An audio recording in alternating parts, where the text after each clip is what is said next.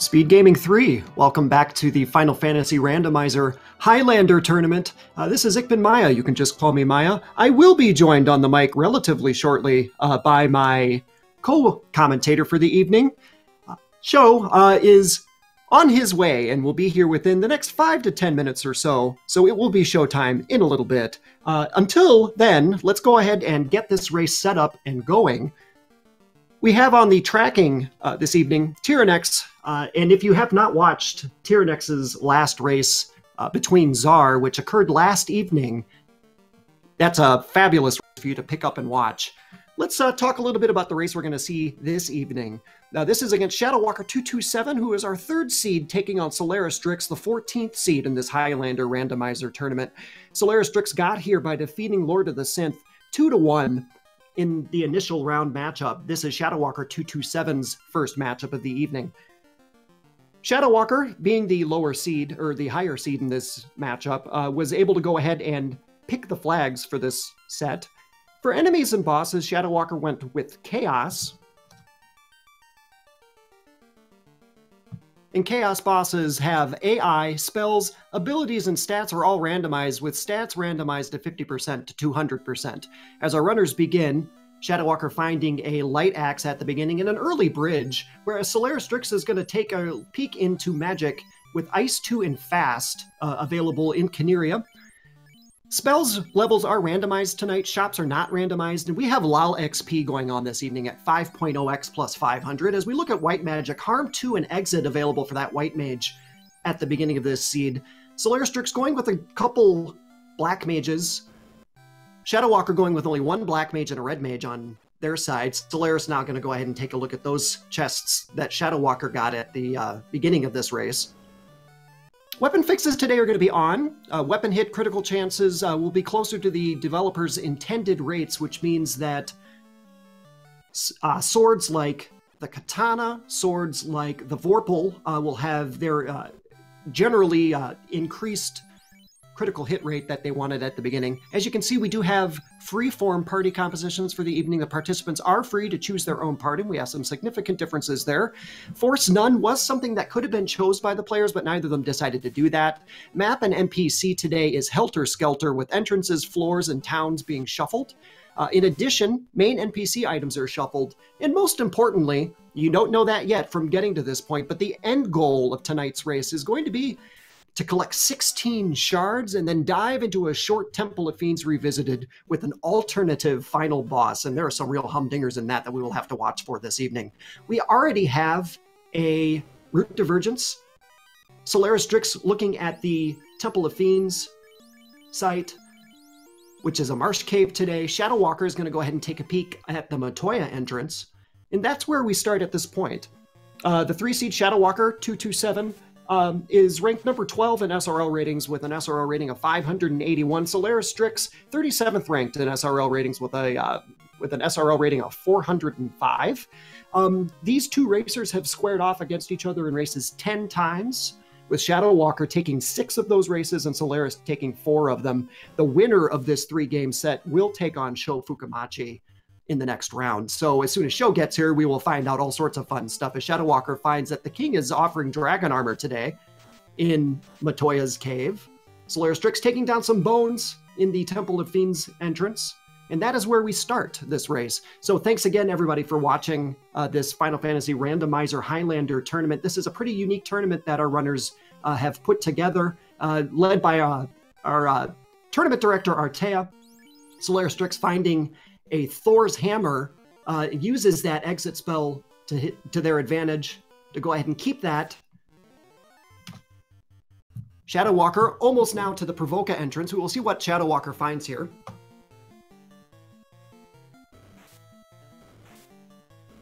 ShadowWalker finds a Fire Floor entrance. We're going to go ahead and take some damage to see what is next. And lo and behold, we have found the Waterfall. Waterfall will have an incentivized item at the other end of this, and ShadowWalker is going to go ahead and take a chance at this quite early in the match with lower level HP and mud goals that can trance. Look out. So let's see if ShadowWalker is able to get through this dungeon with those exit charges safely.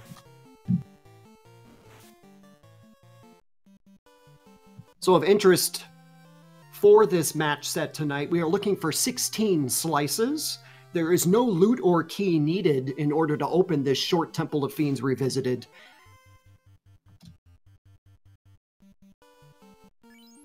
ShadowWalker now noping out of the Provoca entrance is going to go ahead and head back to Corneria to get some additional levels. SolarysDrix also back in Corneria.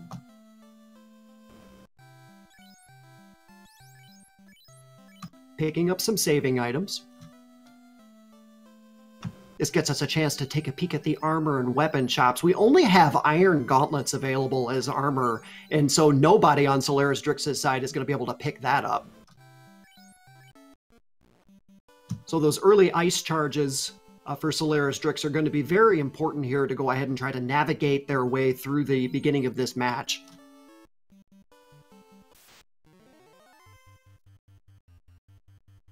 That Thor's Hammer, also the Light Axe, will come into great use here.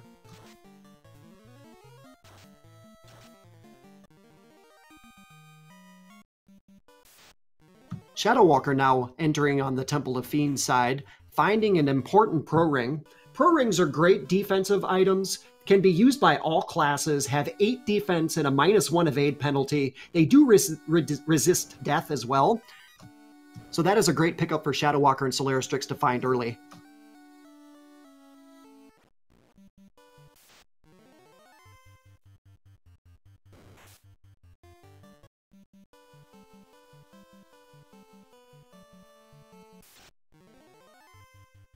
Again, very nice to have all of you here. Oh, wow, Arachnids with fire too, and down goes ShadowWalker's party. Only the fighter remains, who's going to try to run away from this, but now with a hold, ouch.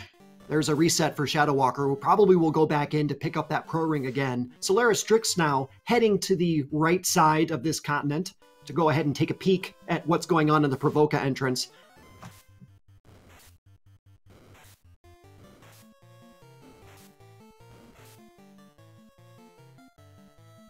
There's that welcome Thor Hammer for ShadowWalker now. So we have casts of Lit 2 and casts of Ice 2 available at level 1.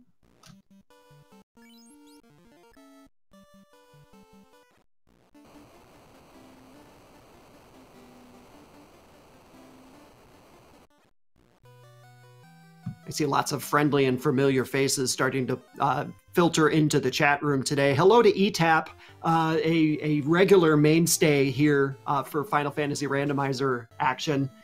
Great to see you again and great to have you here. So we start this match at a little bit of an impasse. The dungeon that SolarysDrix and ShadowWalker need to dive is this waterfall dungeon, but the Mudgulls are not playing friendly today.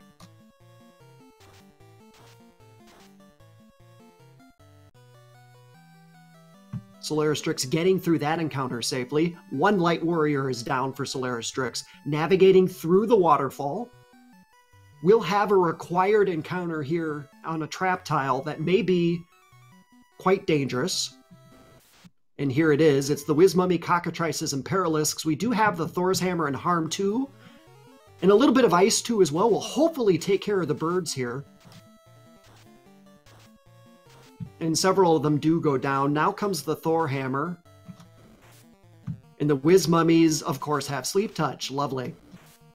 That White Mage is extremely important to keep alive here. Harm 2 charge goes out. There's 88 damage and 86 damage. That does clear the encounter here. This is a great bonanza of experience. Yang, the Black Belt, goes all the way up to level 11. Rosa, the White Mage, also level 11. Got to be very careful and get through these areas without hitting that trap tile again. And there's our canoe. So that is our required progression that we needed to see. One more chest is the ship. And so those are 2 required progression items that have now been found. I'm not sure if they're required, but they're nice to find. And there's that great use of that exit spell. And let's all stop and consider real quick what this seed would have been like without having exit here. These runners would have had to have gone backwards out of the waterfall, and we might have been at a real disadvantage for a while. ShadowWalker wiping 2 mummies that I believe had frost, and that's no fun to see. SolarysDrix using that ship to great effect now and is going to go ahead and check some of the extra entrances here in Elfland area. The town will have an entrance, and so will the castle.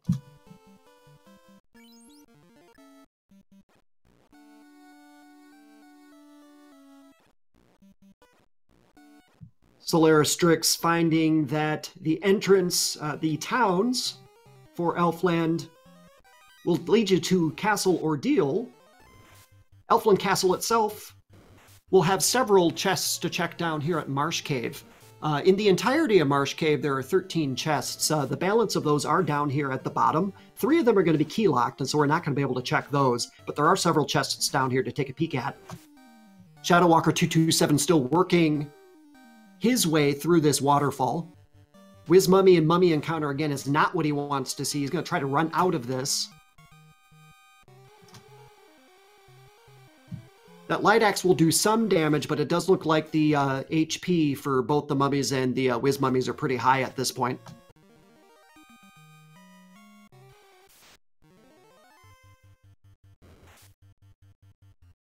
SolarysDrix, however, not finding Marsh Cave very much to their liking as well. Yang is poisoned. Rosa can't run away.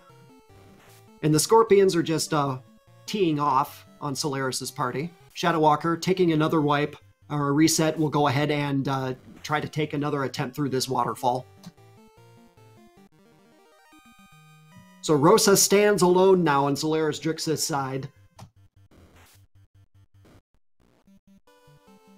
And SolarysDrix decides that they will go ahead and take a peek at those chests on the right side of Marsh Cave later, going ahead and resetting out of there.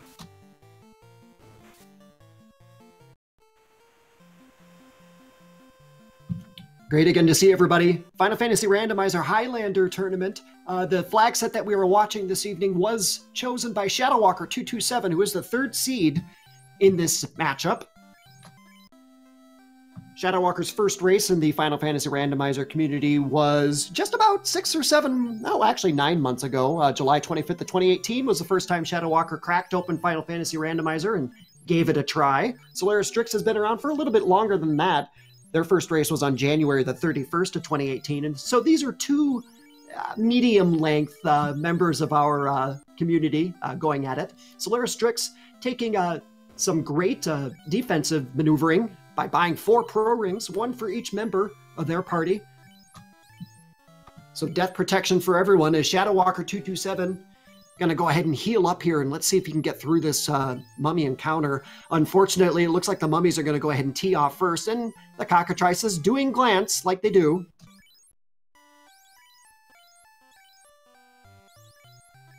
And that's an unpleasant wipe for ShadowWalker, who is running eastward to a fabled peninsula that we have seen many, many times here in the Final Fantasy game and randomizer community as well. Looks like we're going to try a pop grind, everyone. SolarysDrix, having grabbed some additional resources, is going to go ahead and take another try at the rest of these chests on the Marsh Cave side. Nobody apparently interested so far is for SolarysDrix in using that canoe to go ahead and take a peek anywhere else.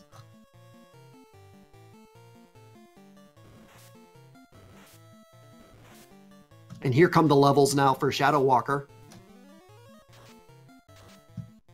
There's a Geist encounter for ShadowWalker.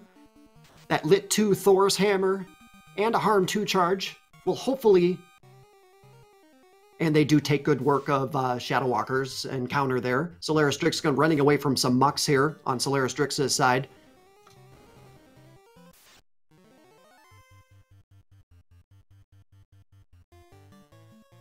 So the eventual end result of this matchup this evening will be that we are looking for 16 slices. Once you get those 16 slices opened up in chests, the way to Temple of Fiends will open. Problem is that we do need to know where Temple of Fiends is, so we will have to run around a little bit to see if we can find where the location of the endgame is. But once we do that, we will have a short Temple of Fiends revisited this evening, and an alternate final boss, and those alternate final bosses can be super fun and exciting for us to watch. That could be a combination of Tiamat 2 and Carry 2, Chaos plus 8 Garlands, 2 Liches with 4 Phantoms, or the Undead Party Pack, and 2 Warmechs or 6 Evil Men, so everybody can start taking your bets on what the end boss is going to be for the evening. Wizards appearing now on SolarysDrix's side as we work through this encounter to try to get to the chest hiding behind. And it does look like the Wizards ate their Wheaties today. That was a hit for over 100 damage on poor Soli, the Black Mage. But here again, that Thor's Hammer doing work.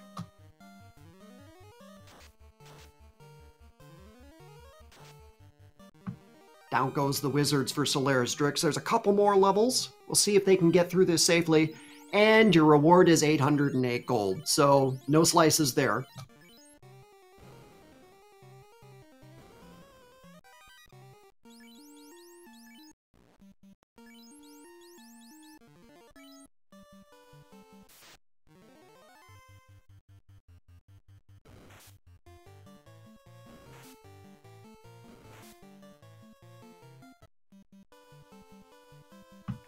So with that entrance cleared, SolarysDrix now running westward. There's a few entrances that can be checked over here. We have Northwest Castle, and we have the Marsh Cave.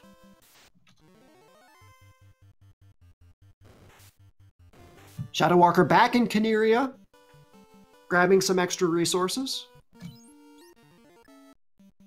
SolarysDrix, of note, did find the loot. Loot is, of course, not required in order to complete this match. And now we're going to go ahead and take a peek at the Marsh Cave entrance, and lo and behold, it is Ice Cave. And SolarysDrix is immediately greeted by 6 images and 3 wraiths. Lovely. So again, the Harm 2 charges come out from both the Light Axe, hopefully, and as well as the use of Harm 2 by the White Mage.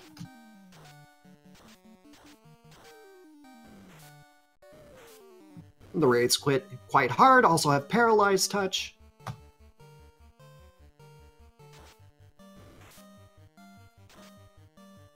ShadowWalker diving back into the Provoca entrance. We are now at 16 minutes in, and he's going to go ahead and take another attempt at this waterfall. Props in the chat room to Celian. To be honest, your first time watching a Final Fantasy I randomizer race, congratulations and thanks for joining us this afternoon or evening as we beam some 30-year-old Final Fantasy goodness into your living room.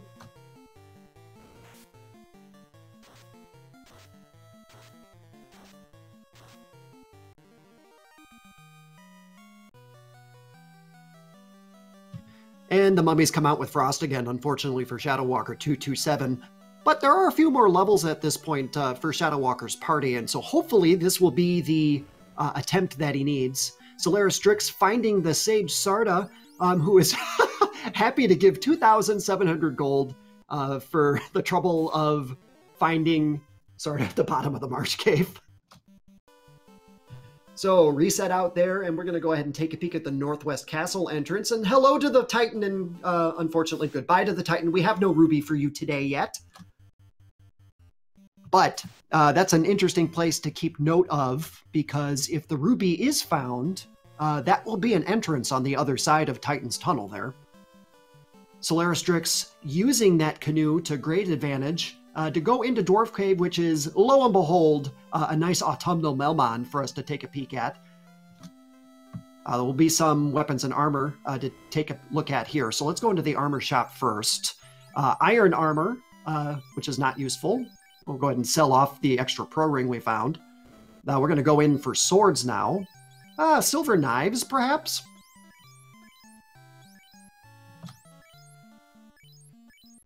SolarysDrix cashing in some of that weapon goodness. We'll go ahead and take a look at the magic now. This is level 5 magic for the White Mage. I saw a wall in Viz Pure, and on the black side we have Slow 2, and that's about it. So level 5 is not going to be too terribly exciting. So SolarysDrix will go ahead and leave that area. And it looks like we'll probably be canoeing in a different direction at this point. ShadowWalker running away from that Wiz Mummy and Mummy encounter, getting through that encounter safely. Good for him. Grabs a canoe. We'll grab a ship.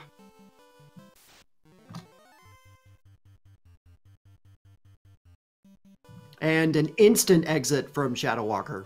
That's got to be a huge relief for ShadowWalker to get a couple progression items and get out of the gate here.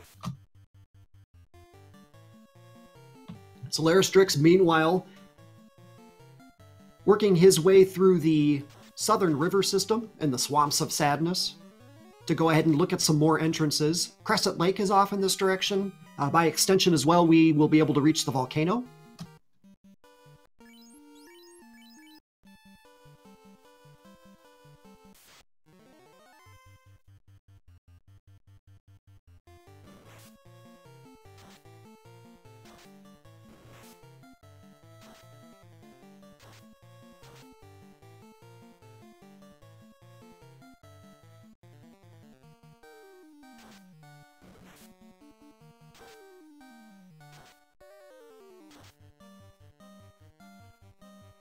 So thanks again, everyone, for watching this evening. We are 20 minutes in to this matchup between SolarysDrix and ShadowWalker227.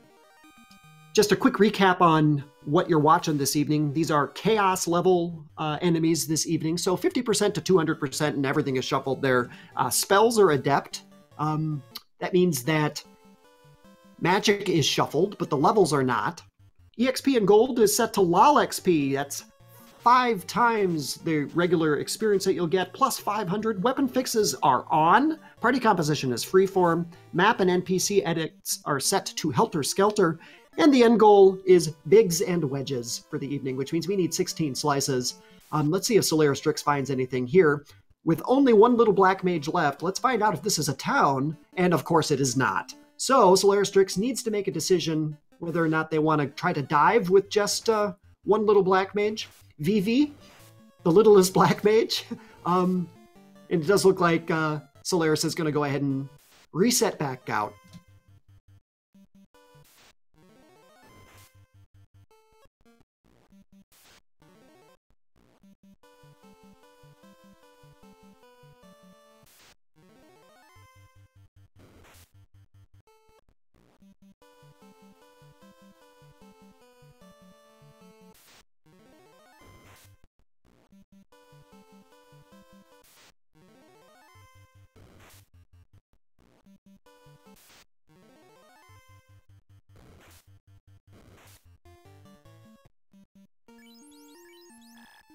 SolarysDrix still trying to work their way through the river system here.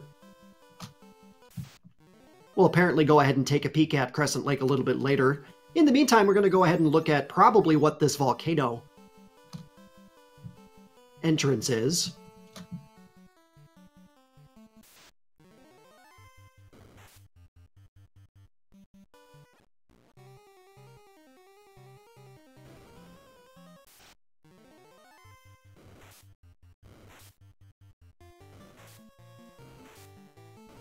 ShadowWalker, meanwhile, working on the wizard encounter.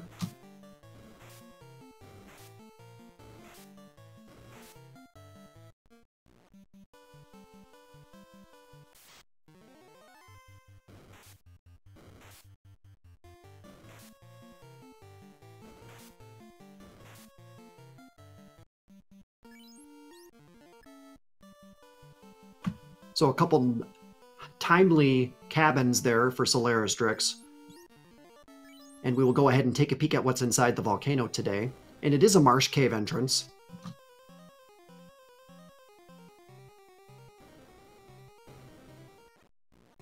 Marsh cave leads to the cube lock here at the volcano. But lo and behold, we have no cube. And so SolarysDrix will go ahead and reset back out of that. So of note, Titan is sitting at Northwest Castle, and the cube lock is in the volcano. So those are two items that may very well be required in order to go ahead and progress further throughout this match this evening. So either of those items could be sitting in the Crescent Lake entrance, or perhaps the Ice Cave entrance. Those are two places we have not yet been and seen the bottom of, so we'll have to go ahead and take a look at those.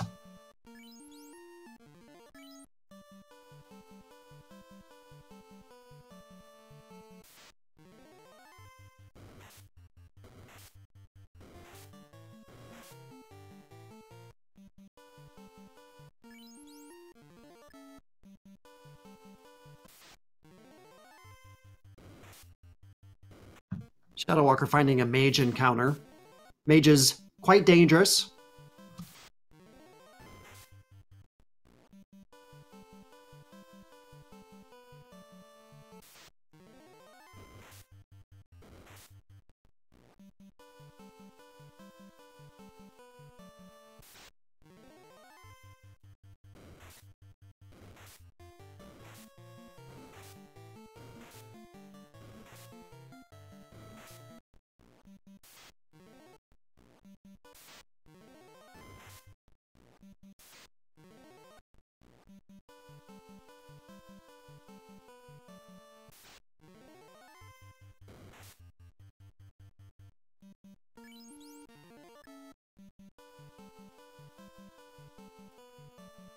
SolarysDrix now heading in the other direction back to the Elfland entrance as I hear a telltale ding-dong in chat here, which means I have been joined by Czar. Czar, thanks for giving us a little bit of assistance and help this evening. Great to have you with us. Thank you, Maya, and good evening. It was the chime that summoned me here, sort of like the mystery piano. That's wonderful.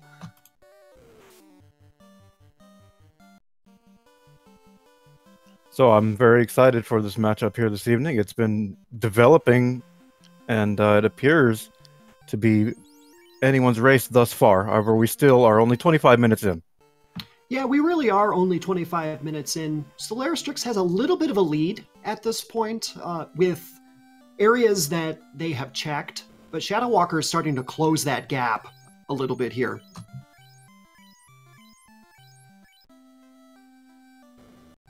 Solaris pulling the black mage that could strats here. Yeah, Czar, what do you think of the difference in party composition that we have seen here so far? With SolarysDrix going with a black belt white mage, two black mages, ShadowWalker opting to go for the red mage instead. Do you feel like there's an advantage here innate in either of these party compositions at this point? Well, the first thing that comes to my mind is kind of endgame. With two black mages, they're going to have very low hit points, meaning a nuke, inferno, swirl, anything of that nature that comes out, they're going to be off the table completely. So I think the strat for Solaris here is get that black belt to 32 and then hope you can get fast on him. For ShadowWalker, I think you're looking at more of a 4-man strat here. He might Dan one of these characters, but it looks like he's going with 4-man. I know through our previous wanderings through these various entrances, there are a couple of key items that we are looking for. The Titan would like to find a ruby, and the cube is looking like it needs to be in Volcano today, as ShadowWalker finding a TNT, which is very interesting. We have not seen the dwarves yet this matchup, so that's another required area we might be looking for. Narek at the bottom of Dwarf Cave. Any predictions as to where any of these might be hiding at this point, Czar? Well, you know me, I'm always for the reverse C room. I'm still waiting for the day that something's there.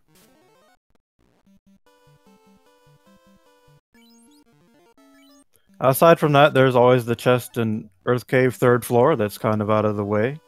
I think all the viewers kind of like those chests to be required.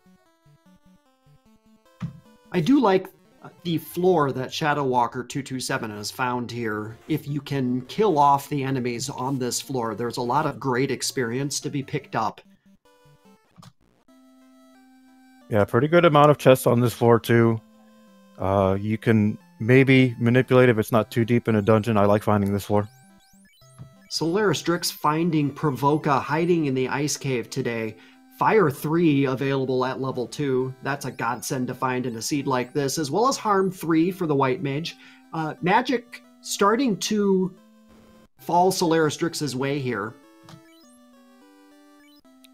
Fire 3 and Harm 3, that's going to allow him to navigate a lot of those earth floors and undead floors with a lot more ease now. As he sets up for the pirate fight now. Pirates falling easily to a cast of the Thor's Hammer. It's like we have some pretty early caster items here. I see a Mage Staff and a Thor Hammer going around, so that's going to be very beneficial. And the victory for beating up the pirates today, you apparently just take some of their lunch money. That was 2,700 gold. And so the pirates not holding the answer for where we need to go next in this seed. The pirates are from Melmond. SolarysDrix resets out of the Ice Cave Provoca entrance, which means that probably Volcano is the place that we might want to be at this point.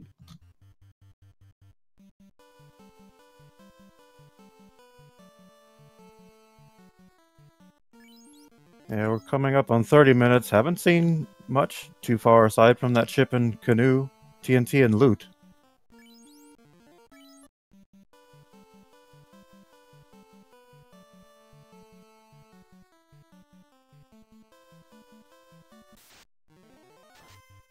There's another casting item, a Zeus Gauntlet found by ShadowWalker227.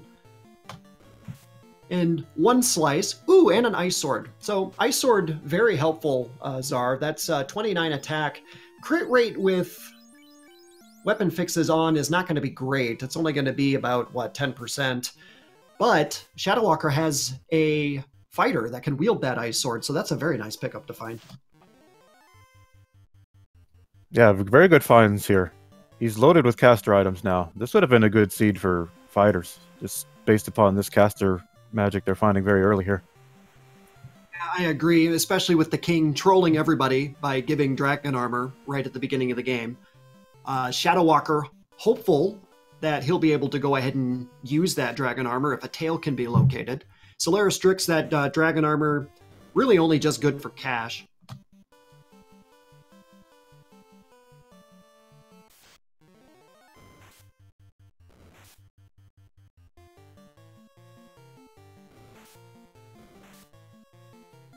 Yeah, chat denoting that we still have yet to see what's going to be dealt in the end game here. We don't know what boss it's going to be. And based upon that, I think this party composition is going to come into play as well. There's a couple of alternative endgame bosses where the magic would be very helpful. Casts of Fire 3 would be very useful against the Undead Party Pack, for example, especially Harm 3 as well.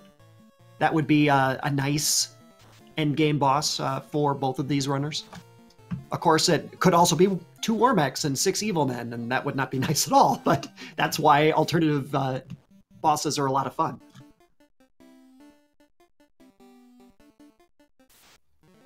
In that scenario, Solaris might have a little bit of an advantage due to his extra mages. If he can get those black mages survive a few rounds, get a few nukes, fades, you know, whatever off, it could benefit him greatly in a group pack. So SolarysDrix is diving the Crescent Lake entrance at this point, finds a slice, which is one of the required 16 things you need to find in order to finish this seed off. Goes ahead and saves, and we'll take a look at some of these other chests. This is the area where ShadowWalker227 found some of the Sky Castle or Sky Cave or Sky Fortress or whatever you want to call it, dungeon entrances. So there is some good experience down here for them to be found, as well as the floater found here by SolarysDrix. So that's wonderful.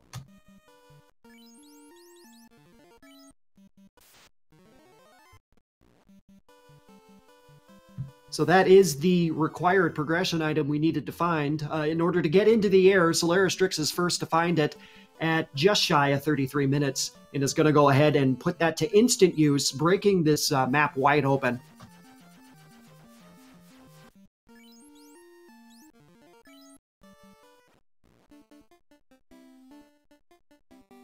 Thank you, Ortea, for supplying the flags. I was just getting them ready. ShadowWalker227 in the Crescent Lake entrance now as well, and nearing the chests that he will need to find in order to get there. SolarysDrix now at that Sky Castle entrance that I spoke about earlier.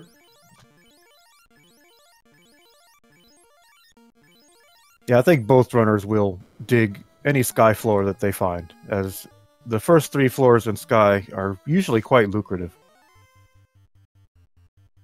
And there's the floater for ShadowWalker227. ShadowWalker might kick himself a little bit here later because I believe he has been in this dungeon once already and may have avoided these farther out of the way chests here on this earth floor. And lo and behold, every time it feels like you skip chests in earth, there's a floater hiding there. I know historically, Czar, that you and I have run many a race where Earth Cave is hiding progression. And of course, we go there as late as possible. It is. When you're running this game and you've done a lot of the routing and you become more familiar with it, you try to avoid Earth Cave like the plague, because there is a high density of enemies you can encounter, therefore increasing your chances of being ambushed, increasing your chance of being hit with AoE. It's not the place you want to be, usually. SolarysDrix is going to go ahead and try to finish off this dungeon again. Had to reset back out. ShadowWalker227 taking into the air just shy of 35 minutes, and so that was a 2-minute or so advantage for SolarysDrix into getting into the air. The difference here now is that ShadowWalker, having that airship, can get to these volcano and ice cave entrances much faster than SolarysDrix did, who used the ship and canoe in order to get over there. Yeah, if there was a lead for Solaris, it's probably going to be negated by that. And I think a lot of this race now is going to come down to your routing, as you have a lot of places to check, and time is of the essence. I think you're right, Czar. There is a lot of places that you can look now for those slices. So what is your strategy when you're looking for just 16 chests to go ahead and open and get yourself ready for the end game? You're looking for chest density? Are you looking for places with lots of entrances? What's your thought and consideration about what you want to do here? Well, my first priority is towns. Any remaining towns, I want to get those spells on my list. After that, I'm looking for chest density entrances. Entrances that you can get through quickly, such as Armory.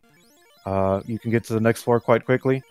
I wouldn't dig any more than probably 2 to 3 floors at this point, and then just opt out to explore additional entrances until I have the entire overworld checked. Eyeball sighting for SolarysDrix, a lot of great experience here. And a blast of fire, 3 for 100 damage, and a second one for 77. Down goes the eye. That was well less than 300 hit points, and so Quad X would take those down almost instantly if we can find that spell. Some great experience for Solaris.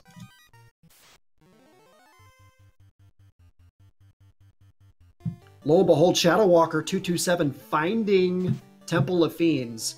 It is in the Gaia entrance, and there's Garland. Everybody say hi to Garland. He will be knocked down.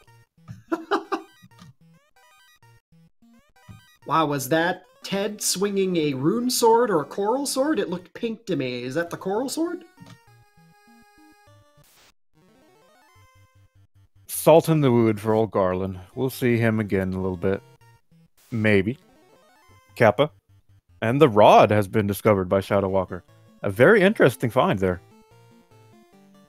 I do not believe we have found the floor that is rod-locked yet, but that's an indication that the game wants you to find it eventually here. There's another slice, so that's 4 slices now for ShadowWalker227. This race has tightened up considerably once the racers have gotten into the air. SolarysDrix finding the Bahamut floor.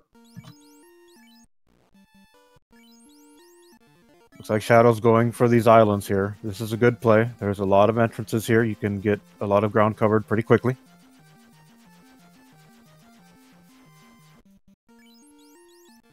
Meanwhile, SolarysDrix will go ahead and take a peek here in the volcano entrance.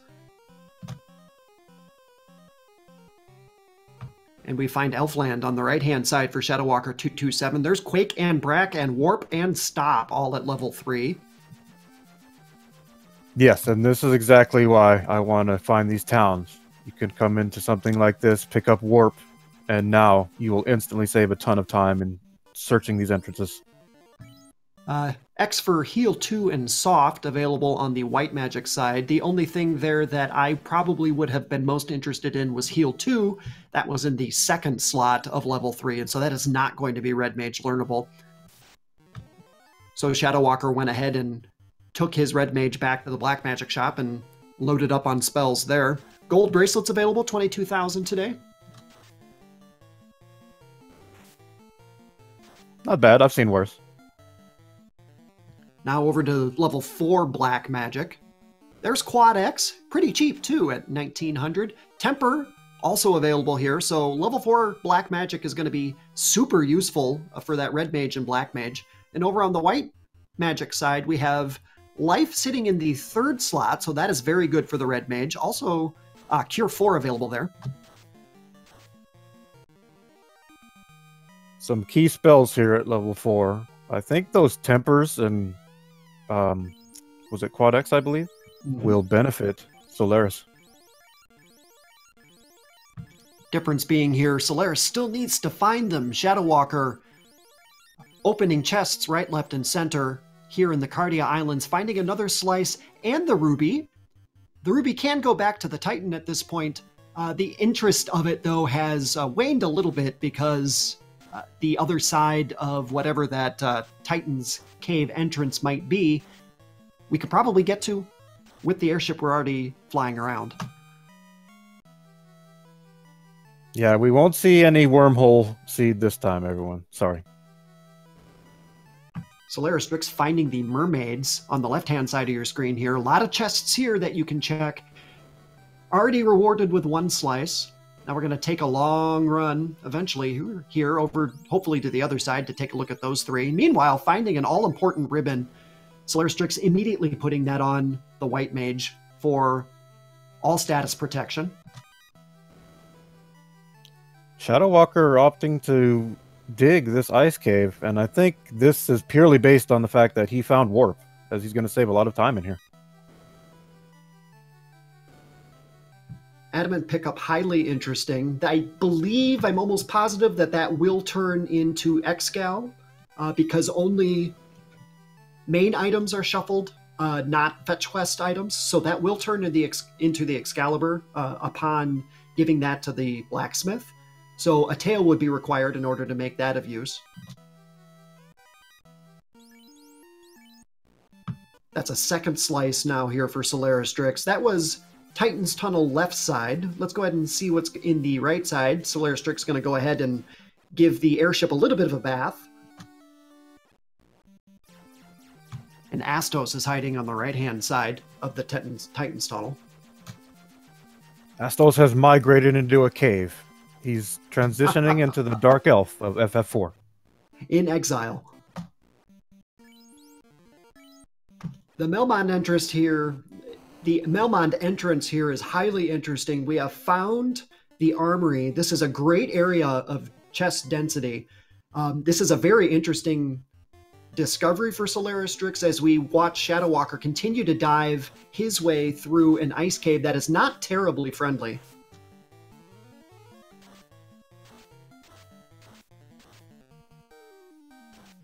The plot is thickening here.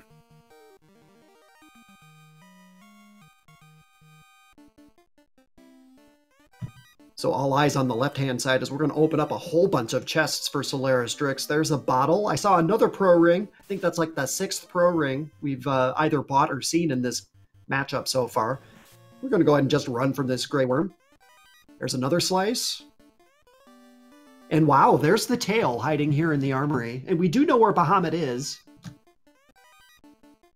Yeah, armory confirmed loaded.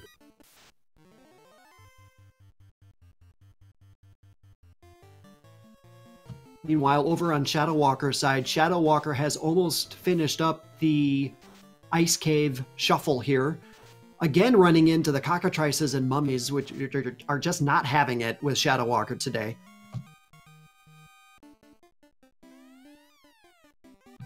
Now they pop out Blizzard. Wow, this is gross. ShadowWalker hoping this cast of Fire 3 can take down this entire mob. One little cockatrice gets through it, stops the red mage, and that fighter stands alone at this point. Thank heavens he brought some soft potions along. Yeah, that's a veteran move. You know, soft potions are usually expensive, and you know, it's easily to skip them. You usually don't end up having to use them in about, I'd say 60% of runs, but that 40% where you have them and you need them, obviously critical. Yeah, Zara, I completely agree. No less than Edgeworth, who is one of our best runners, very often does the veteran move of buying the soft spell when it makes sense for him. And I think that's a great, great piece of advice for newer runners that are just getting into Final Fantasy Randomizer. If it's cheap and it's in a spell slot that you can use, there's really no reason to not pick soft up. And it looks like the great grind might be starting up here for ShadowWalker with the eye. So if we're going to do a little bit of an eye grind here, if anybody has any eye facts, go ahead and feel free to share those in chat. ShadowWalker, I just got a glance at how many slices he has. He has 6 slices at this point. We'll go ahead and take a peek at what SolarysDrix has next time we see the item screen over there. EXPs. Every time I see EXPs, I see them as gummies, and I want to eat them. It's a lot of legs for gummy EXPs.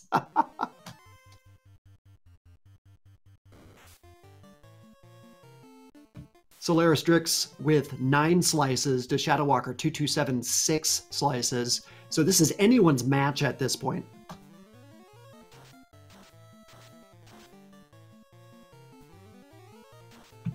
Interesting eye grind going on here, Czar.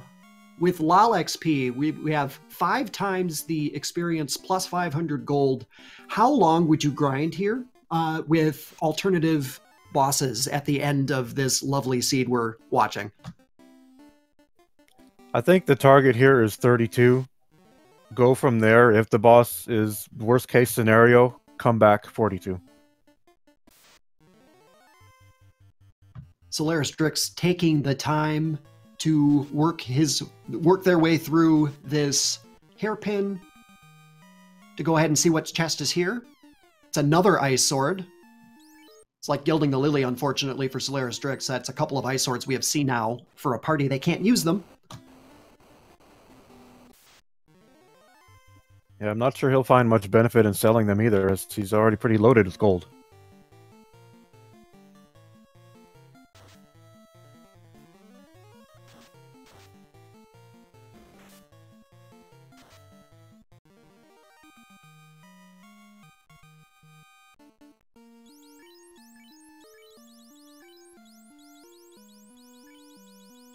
It's like Shadow just hit level 26, so it'll probably be another 3 to 4, maybe 5 minutes before he is at 32.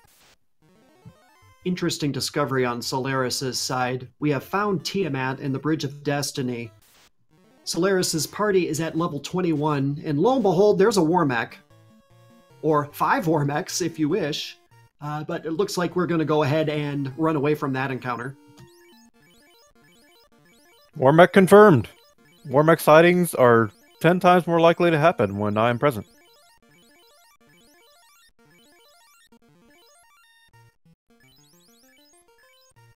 We're going to go ahead and put that black belt at the bottom of the party here as we take on Tiamat. We do have fast. White Mage is not going to have a whole ton to do. We're going to really make sure that we fast this black belt at level 21. And so the punching begins. That's 10 hits for, oh boy, only 38 damage. So we might be here for a little bit. Shadow getting a lot of experience here. And I think this race is kind of developing here to a point where it's going to be shards versus levels. And it's going to heavily come down to the last boss. Second round was 9 hits for about 200 damage from that fasted black belt.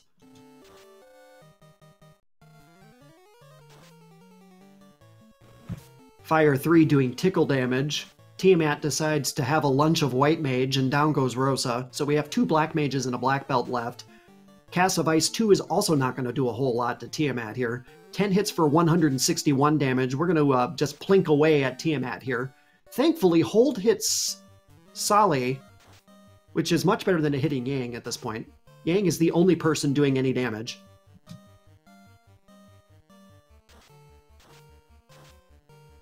Another hold on the same character. Gives Solaris a chance to get through this battle. And there we go. 8 hits for 250 damage. Down goes Tiamat. That was a encounter that SolarysDrix really needed.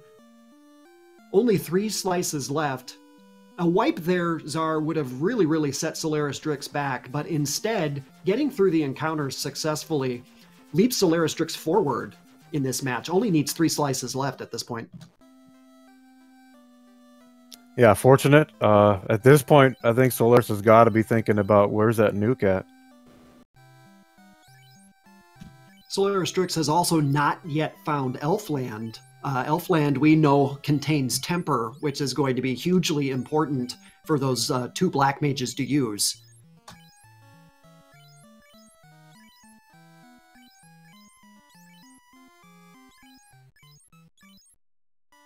So at this point, Shadow's going to have a much easier time with a more isolated final boss, whereas Solaris will probably have an easier time with a group.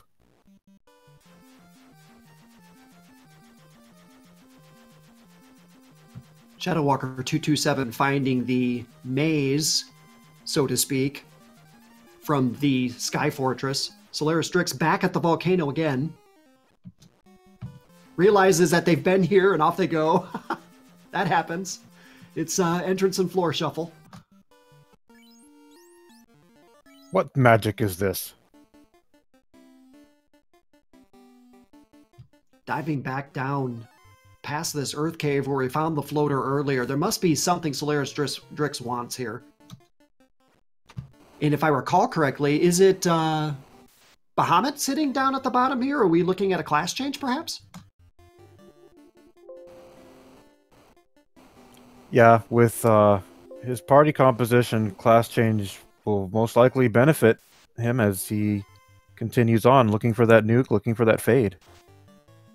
It's a little bit of an interesting play here. I don't know if SolarysDrix has found anything that would let them know that a class change would be good. For example, they don't know where Temper is at this point. So we'll have to see whether or not this pays dividends down the road. ShadowWalker on the right-hand side of your screen also finding a fiend. Carrie, the Fiend of Fire, will go ahead and give 2 slices upon defeat.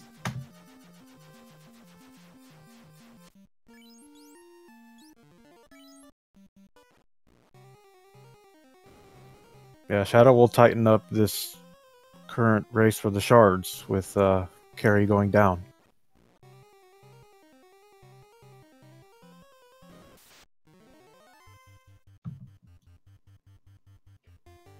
Class change completed. SolarysDrix is going to go ahead and punch a blue dragon. But I don't believe that they have the cube. So this might be a pretty short attempt unless we're going to go ahead and grind here. Yep, looks like we might. Yeah, Solaris is now committing to this grind.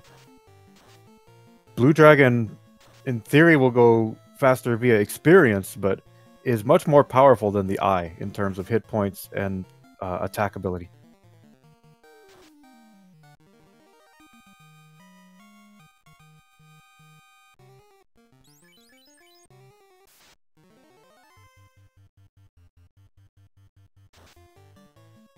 So this is a pretty interesting place to do a grind. I think out of the 3 original grind tiles that people tended to use, one being the Agamas or the Red Dragons at the Gurgu Volcano, or the Eye at the Ice Cave that we saw ShadowWalker using, I think the Mirage Tower grind tile here is definitely the least used out of those 3.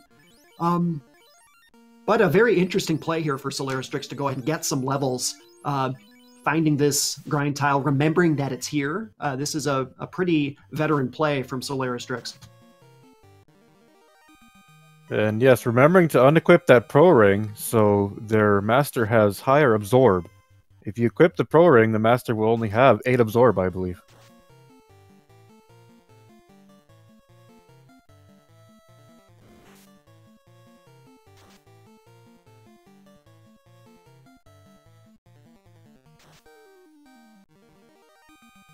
Well, the blue dragon should kill off his other party members quickly if he decides to commit to a solo, but at level 25, ShadowWalker finds the ribbon with the mermaids. Might just opt to continue to grind it out. His black mages will have higher, black wizards will have higher hit points for it. That's one of the things that our runners need to think about is the identity of what the final boss is going to be here. It's rather hard with these alternative bosses at the end of this slice hunt to know how to best prepare, whether or not you're going to need a high-level black belt or you're going to need a party with a lot of HP across all 4 members so that you can get through this correctly. Question in chat about the black belt master glitch. Yes, it has been fixed.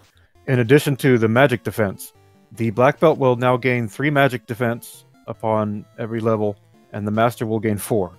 So you don't have to worry about leveling your black belt before class changing to get that extra benefit.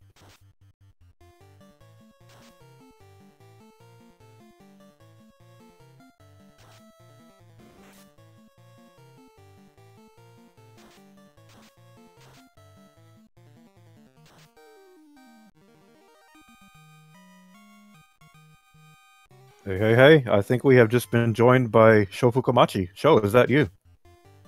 Hello. Sorry I'm late. Yeah, it's quite all right, Sho Fukumachi. It's showtime, everyone. Yes, I kept the seat warm here for you, sir. Thank you very much. Much appreciated. So we are watching SolarysDrix take on ShadowWalker227 in this shard hunt. 16 shards are what we are looking for. Sho, as I said at the beginning of the broadcast, you are actually going to take on the winner of this three race set. So I'm sure that you're super interested to watch some of the strategies that occur here. Yes, I am very interested. Yes, and I will be taking on the winner of this matchup. So I'm looking forward to it. ShadowWalker227 finding the bottle, also the armory here. There's several slices here that ShadowWalker will be very happy to find. Tail will be nice if for the knight, if he's got some good equipment. It'll be one of those interesting questions. I have not looked into ShadowWalker's inventory recently to see whether or not the dragon armor was kept or whether or not it was sold for resources. The king gave the dragon armor at the beginning of the game, which was kind of interesting to watch. ShadowWalker227 finding Tiamat's floor here. So with a lot of levels here, this should not be too scary of an attempt for ShadowWalker. Yeah, with the shortened Topher, should be pretty easy. I see that Solaris is going for a grind, probably a 32, I'm assuming.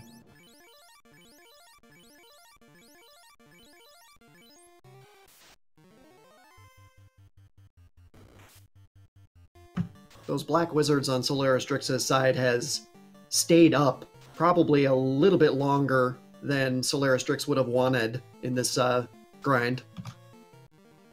Yeah, because the blue D is going to give you a lot of experience, especially in the LOL XP, frame. But if they're still alive, it's not going to help them level very much.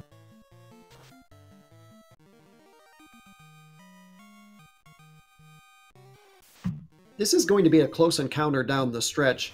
Czar, do you feel like any of the alternative bosses at the end of this that we're going to see play better or worse to either of these runners? What would be, for example, SolarysDrix's probably most wanted boss at the end and least wanted boss?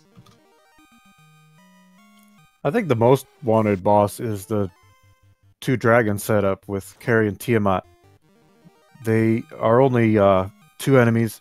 You can run into the really nasty phantoms with the Lich combination, very high magic power, very high attack, you can run into the 2 War Mechs and the Evilmen, which is probably the worst combination. But at this point, I think that combination would actually benefit a little more to Solaris with these high levels, and surely they're going to track Nuke down at this point with these levels. ShadowWalker227 starting up the Tiamat encounter. We've got an Ice Sword with a fighter up top here, and a Black Belt as a kicker with 4 hits and 173 damage. But it's good old Brack that does the job here, and Tiamat is broken into pieces. ShadowWalker227 killing off a second Fiend. That's a great attempt for ShadowWalker. Brack strat's paying off. And that is all of the slices that ShadowWalker needs.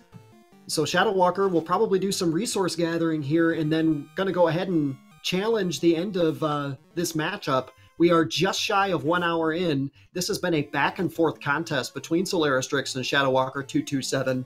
SolarysDrix opened up an early lead. ShadowWalker came roaring back. SolarysDrix found Tiamat first and went ahead and killed them off. And now here we are, 1 hour in, and we are very, very close to seeing what is in store at the end of this shortened Topher. Shadow narrowed that shard gap very quickly. Yeah, because Tiamat gives 4 or 5, I think. Yep, Tiamat will give you 4. Carry will give you 2. And so it's Kraken and Tiamat that'll give you 4 Fiends. And the other 2 Fiends will give you 2. As we watch ShadowWalker227 head down into the Chaos Sanctum, and let's see what we're met with today. Anybody have any predictions? Here we go.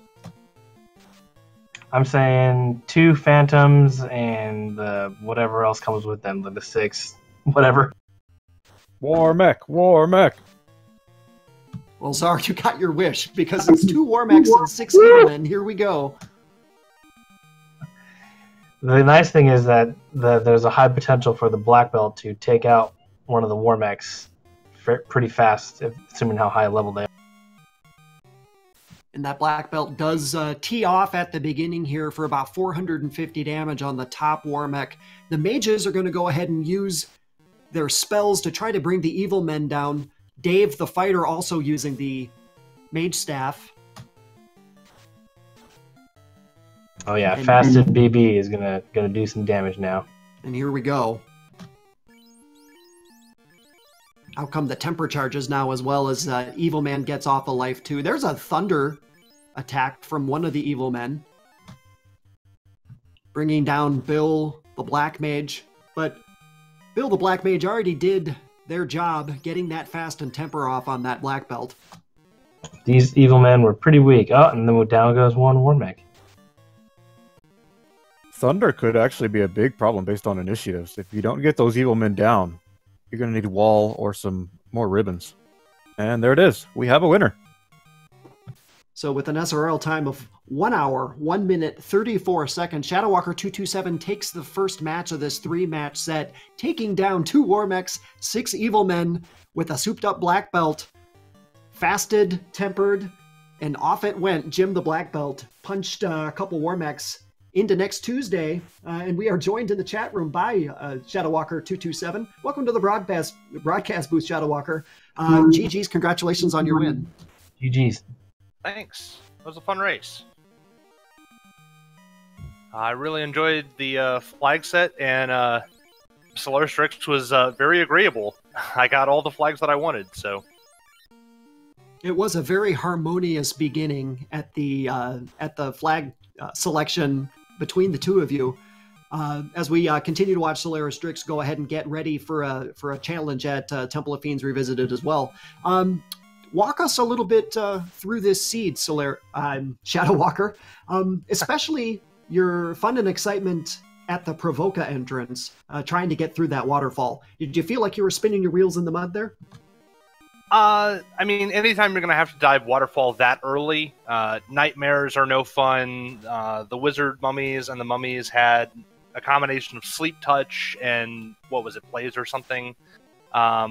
So not a good time. And once I narrowed down that there were no other possible entrances, it was only a matter of figuring out how to get my levels and get through it because I didn't really have another choice. So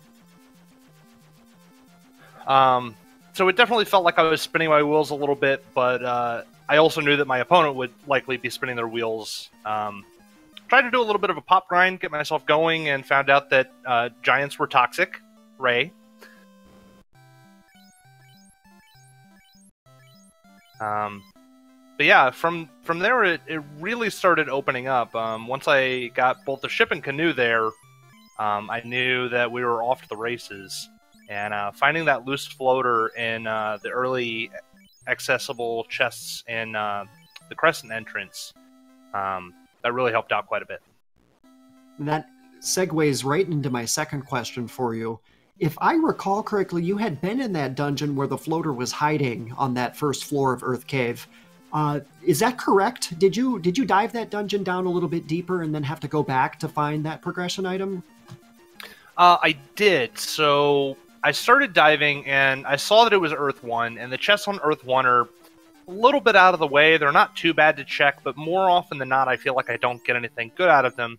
So I decided to skip them on my first pass and dove a little bit deeper, and found the Sky 1 floor, which has 10 chests. There's a lot of chests there. Managed to find a slice and a key item or two. So I definitely wanted to save that progress before trying to dive any deeper because I was getting rocked by the bad men and the evil men and everything else that is inhabiting Sky 1. So I decided to exit out and cut my losses since I was out of heal potions. And when I went back in, I decided, well, I better go ahead and check these Earth 1 chests just in case there's something here that I want. And it turns out that's where the floater was, so at that point it was off to the races. So what made you choose this flag set? Or why did you go with the entrance shuffle and the LOL XP and the shard hunt? So I really like chaos enemies. That's more along my normal wheelhouse, everything being shuffled. I would say that this is not even shuffled enough for my liking, but chaos enemies were going to be my go-to. The only fun spell option, I think, is the Adept. Vanilla spells, you get really slow spell progression, and if I had to go through this particular seed with just fire, lit, and sleep trying to go through waterfall, that would have been an absolute nightmare. I would have may as well have re-rolled my party at that point and just ground like 4 level 20 black belts or something. But the other options were mainly to try and go pretty quickly. LOL XP is nice because you're never lacking for XP. You don't really need to do much of a grind. Obviously, I took the grind on the eyes when I was there because they were basically free. And Shard Hunt's fun. It doesn't see enough use in tournaments, so I was happy to throw on Shard Hunt. And Floor Entrance Shuffle is a ton of fun. I can't get enough of that. Tell us about the eye grind. Before you came into this race, how committed were you to taking that should you find it?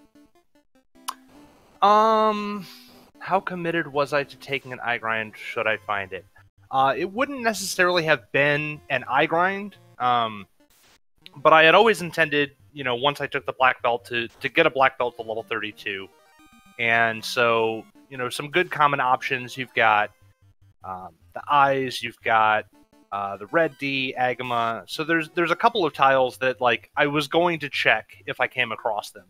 And when I threw out the black belt punch on the first round, seeing the eye and it died in one hit, I knew it was time. So I was committed at that point to going ahead and just getting to level 32. Solaris actually ended up taking his grind on the blue dragon, so it was a little slower. Yeah, the blue D gives pretty comparable XP to eyes, but they have a bit higher of the base stats. Some more absorbed, some more HP. So unless they roll particularly friendly, there's better options, I think.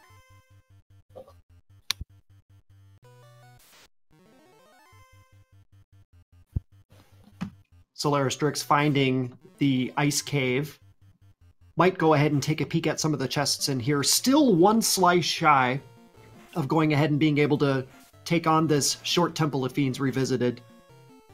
ShadowWalker, for yourself, you find the Ice Cave, and Ice Cave can be, to put it mildly, a little bit unpleasant, and you decide to dive it anyways. You're about halfway through the seed at that point, and there were still some areas left to check, but you went ahead and you dove it anyways. A little bit of a thought process as to what you were looking for there. Was the eye grind part of the equation there? It was certainly part of it. There's a number of good things about Ice Cave, and particularly this section of Ice Cave. Since you skip out the first 2 floors, that cuts out a lot of the running that makes Ice Cave a lot more dangerous in a typical randomizer setting. You start getting into seeing the chests immediately. I had just found Elfland, so I was able to pick up Warp, so I was able to get the 3 chests in the room SolarysDrix was in for basically free. And there's a good number of chests in Ice Cave, so it was pretty likely that there was going to be a slice or 2, and I believe I did find 1 or 2. And the opportunity for the eyes, if they were friendly for a grind, was definitely enough to push me to take the dive. And then the dive itself into Temple of Fiends shortened. What was your preferred alternative endgame boss you were looking for, and which endgame boss were you fearing the most? I actually kind of forgot that Helter Skelter gives you, or not Helter Skelter, it's the one of the options, whatever one, it gives you the alternate final boss. Surprise! So I remembered at the end, oh yeah, I'm not just going to punch Chaos. And I think the fight that I got was very agreeable. The evil men didn't have too many HP. Warmech and evil men can be a nuisance for a black belt focused party. I didn't have great AoE options, so if I was normally prepping for that fight in particular, I would want nuke or fade. So I might have spent a little more time digging for spell shots. But we had Fast and Temper, and the evil men rolled low on HP, so it was not too bad.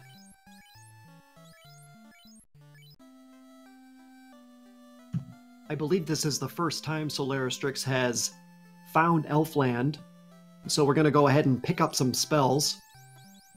Life and Cure 4 on a White Wizard, very, very happy, very welcome. Yeah, Life was a really pleasant sight. Once I saw that at level 4, that's when I really felt like the seed was going to be much safer. Because up until that point, obviously, it's not convenient if you have to run back to a town every time you want to revive a character. And that's part of why I actually did a 2-man grind, grinding the Red Mage and the Black Belt, because I wanted to keep the person with life as safe as possible. SolarysDrix, remembering to run back outside here, save the game. We're going to knock down Garland real quick, and then we'll be on to the Shortened Temple of Fiends Revisited for SolarysDrix as well. Bye-bye to Garland. Shadow, tell us about the early game a little bit. When you got the airship, what's the first thing you're looking for? Are you looking for chest density? Are you looking for a bunch of easy entrances? The very first thing I was looking for in this particular seed, given that we only had, like Ice 2 Fast and Exit, because we'd only found level 1 magic, I wanted to find towns. I wanted some more options for my mages. I was sitting on like level 15, but only level 1 spells when I had, level 6 spell charges. So that was my top priority. And that's kind of why I decided to go north first rather than my typical clear the whole south half of the map before going north. And I found Provoca in the Ice Cave entrance on my way. And then we found Elfland, and it was pretty smooth sailing from that point. And looks like SolarysDrix has taken out both the Warmechs and is now just left with Evil Men.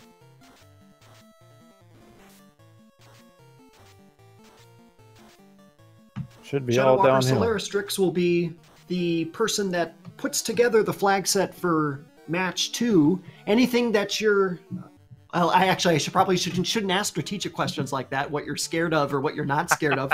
Um, let's talk a little bit then about the Chaos Rush tournament that's going on here. This felt a little bit reminiscent to that. Was that part of your decision process?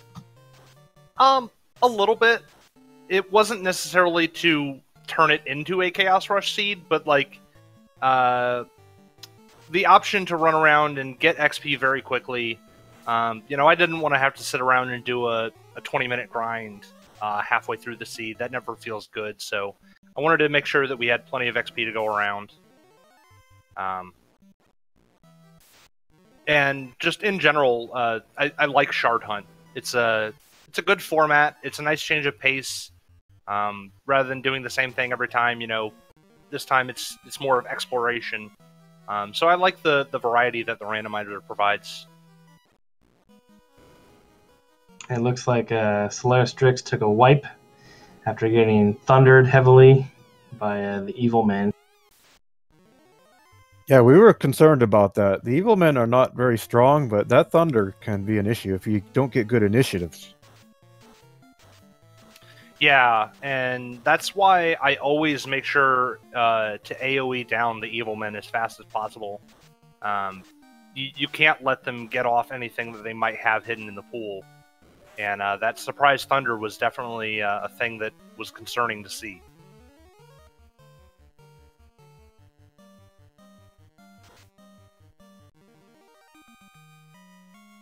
And that will do it with an SRL time of 1 hour, 15 minutes, 18 seconds. SolarysDrix gets through the double Warmech 6 Evilmen encounter.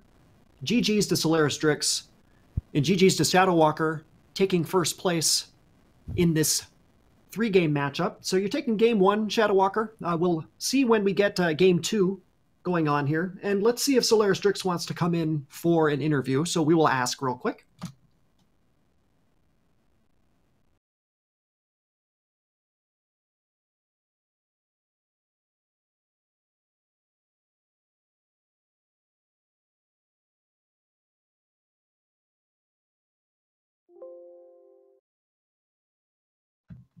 Yeah, we'll be joined in chat here just a little bit by SolarysDrix for an interview. So that's great to see.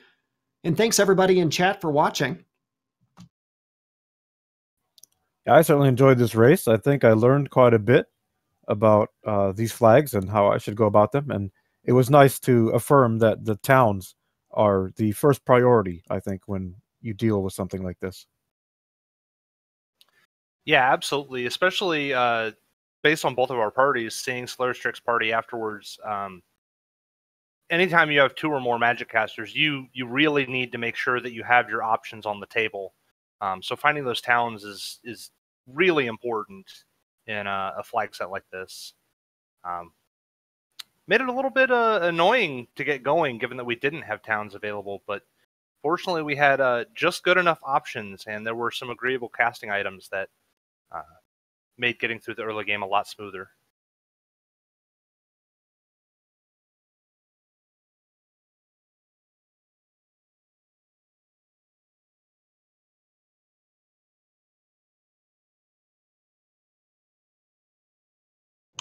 So you got the tail. Is there any reason why you chose not to go with the class change at the time you got the tail? I didn't see Bahamut. If I had stumbled across Bahamut, I likely would have class changed, especially after the 32 grind. But with the party that I took, doing a class change was not on my priority list. It was one of those, I have the tail, so I will promote if I see him, but I didn't feel like I needed to.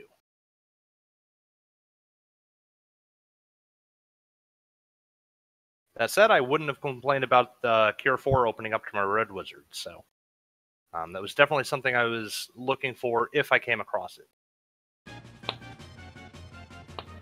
We are joined by SolarysDrix. GG, welcome. GG guys, GG Shadow. Yeah, GG man, good race. Yes.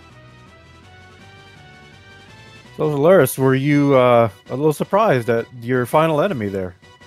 Yeah. The reason why I took the party I did was just in case something like that happened. I didn't really figure that those badmen had that little hit points, or to just nuke them down to begin with. So the race developed rather quickly. You had a very good shard lead at one point, as Shadow took an early grind, and then as you were grinding on the Blue Dragon, things kind of evened out a bit. Tell us more about your Black Mage selections. Were you kind of, missing nuke there? Yeah, I was actually missing a lot of spells. Not a lot of Black Mage stuff was there, unfortunately. Yeah, but critically, Solaris, you had early access to that exit spell, and you were very fortunate in being able to weave your way through that waterfall early. When you go back and watch the VOD, there was a pretty significant difference between the two of you in getting through that early dungeon with the robot sitting at the other end, and all of those required progression items. Tell us a little bit about the early game. How did you feel, and how it progressed for you? I felt good. It was a good start to it. When we got both the canoe and the ship, I think I picked the wrong one. I think I should have went canoe instead of just floating around in the ship. But other than that choice, I think I ran pretty well the way I wanted to. Talk a little bit about the Blue Dragon grind. That's not something we see every day, but it's definitely a great grind tile, especially when in these more vanilla-esque flag settings. And there's a lot of XP to be had there. Did you notice that the Blue Dragon was there earlier and then went back to it for your grind? Yeah, when I first went into the water to the volcano, and when I went down it, I noticed it was the Q block. And then when I got everything I needed, I was like, it's the only place I've found so far. Might as well do it.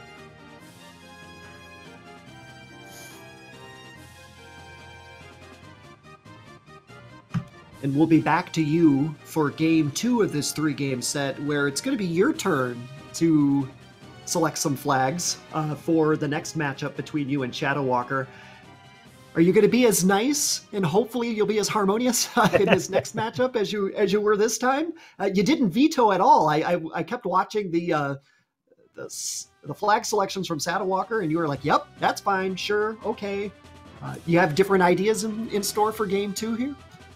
We'll see. I picked the 2 flag sets I played in the first round were pretty interesting, so I might dust one of them off, or I might find a new one and dust it off. I'm looking forward to your guys' matchups so I can watch and take notes, as the winner of your guys' match will face me. Nice. Scoping out the competition. That's why he did commentary. Hey, what So better seat than concerning, front row? Yep.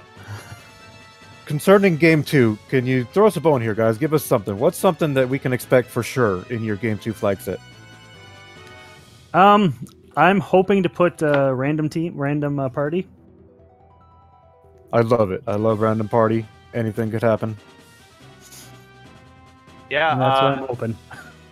I suspect that, unlike today's match, I suspect that I will actually use a veto at some point. Not necessarily on a random force party, but I suspect that I might throw a wrench in Drix's plans rather than being very agreeable as he was to me.